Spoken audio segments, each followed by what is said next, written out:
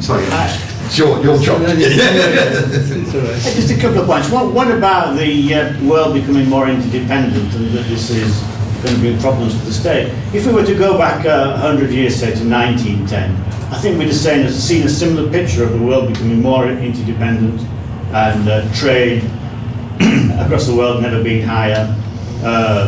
GDP, the government share of GDP was about 10 to 20% in various countries. And yet within 25 years, you had Bolshevism in Russia, you had Mussolini taking over, you had Hitler taking over in Germany. That doesn't look like a trend, something happened there, and I'm a bit sceptical about this interdependence of the world. And the other point is this business about the social democracies being broke.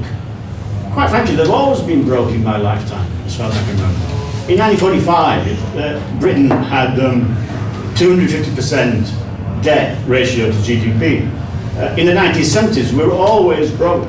And now we're broke again. Canada was broke in the 1990s. It's just been a long story of these countries being broke. Why is this time going to be any different? I think basically they've just overplayed their hand as they usually do, spent too much, and they'll retrench. Yes, I think you're right. I think on the issue of world being interdependent in the 1910 and so on, the point is perfectly valid. Something we were sort of motoring happily along, and then suddenly a wheel fell off, and it was 1914. We could have another derailment. In other words, we could have China suddenly deciding to invade India or Japan or whatever. I mean, there could be some deflagration somewhere that would change the scenario. That is what history is about. I mean, it's about unknown events that suddenly hit us in the face. I think that on the issue of us being broke, there was a big difference in the 1940s and a big difference in the 1930s and so on. Demographic. You could be bailed out by the upcoming generation, and this is what governments bet on. There would be a supply of new forces that would continue to enrich the country. No longer. Not in Europe. Hardly in America. That's all. David? Yeah, just following on from what you just said. I'm also a little sceptical of the notion that as the world changes, governments will find it less and less easy to support their tax base.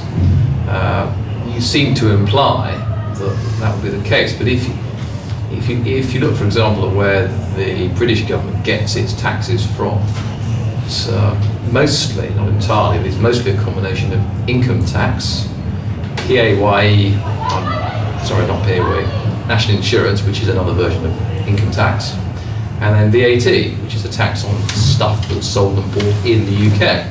Now, none of those things, on the face of it, are significantly affected by a globally networked world, because I can produce and sell to people outside, but as long as I live here, they'll get me. And as long as I buy stuff here, they'll get me. Now, what you say might be true about things like corporation tax. That's a pretty small proportion of UK tax revenues. So I'm a little doubtful about that. Now, the second point is this, that although people talk about ever increasing national debt, etc., and I'm very glad to see that the current government is at least trying to use that as an excuse to cut spending. I didn't expect that they would, but they are, and that's good to see. The reality is that interest payments on the national debt are again a relatively small proportion of total government spending. Far more is spent on the NHS, on education, so on and so forth. And so I don't see that those interest payments are going to pose any immediate danger to social democratic status. I wish that it were otherwise, but I just don't think it is. Yeah, I think it's all at the margin. I mean, I'm not saying that suddenly governments will be asphyxiated because they will lose all their tax revenue. but you have a pincer effect of more and more calls on the state by unemployed, pensioners, and so on, as we live longer, and all this is well documented. And more people and more businesses being able to get around paying taxes. So even if it decreases the tax base by 10%, as the calls on the state are going higher, some of these calls won't be answered. As you say, government is already shrinking the budget, not by much, but it is enough to create the feeling that, A, we are no longer serviced by civil servants. The promises that were made are not kept. I'm not saying that, tomorrow they'll close all hospitals and they'll close, all public schools or state schools.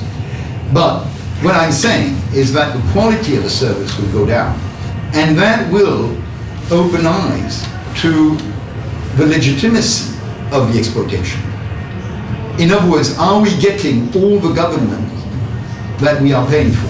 Thank God we're not. Thank God we are not. Exactly. Some people some people will do this, but think like you. But a lot of people will say we are cheated. So why do we suffer this when the promises are not kept? Well, 2 points. One about coming out of the war massively in debt. As the country was, but there was one good thing. The war came to an end. But the government's commitments and obligations to those entitled to pensions, or entitled to this, or entitled to the other. Well, it's true to say that the tax take is insufficient, but it's stumpingly insufficient, and always was. Yeah, of But course. they simply push it forward. Now they may have to bite the bullet eventually and say, well, you aren't going to get what you're entitled to. But that's not because there aren't enough people in work. It's just that the calls upon whoever is in work is just far too high and has to be faced up to. So it may be they'll simply bite the bullet, face reality, and go back to a more, sadly, efficient and acceptable level of exploitation. That gives enough growth to stop people becoming libertarians, which I fear may happen. The second point is to do with that. This idea is a very common one, that there just aren't enough living workers to tax. It's rather like the labour theory of value. The idea that someone who's retired must be a burden. Well, if they've been allowed to build up a large capital or property stock which earns revenue, and things non-human, non-labour can rightly earn an income stream, then they can look after it. They're not a burden at all. In fact, they've saved up and given capital to all the world, and that they might get income back. So it doesn't have to follow that as the average age becomes older, let's say, that you must become poorer. You could, libertarian society could carry more and more in that sense, if people were allowed to become rich and keep their riches.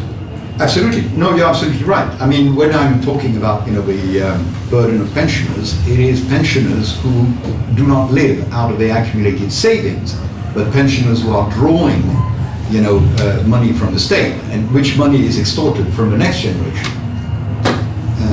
Absolutely. So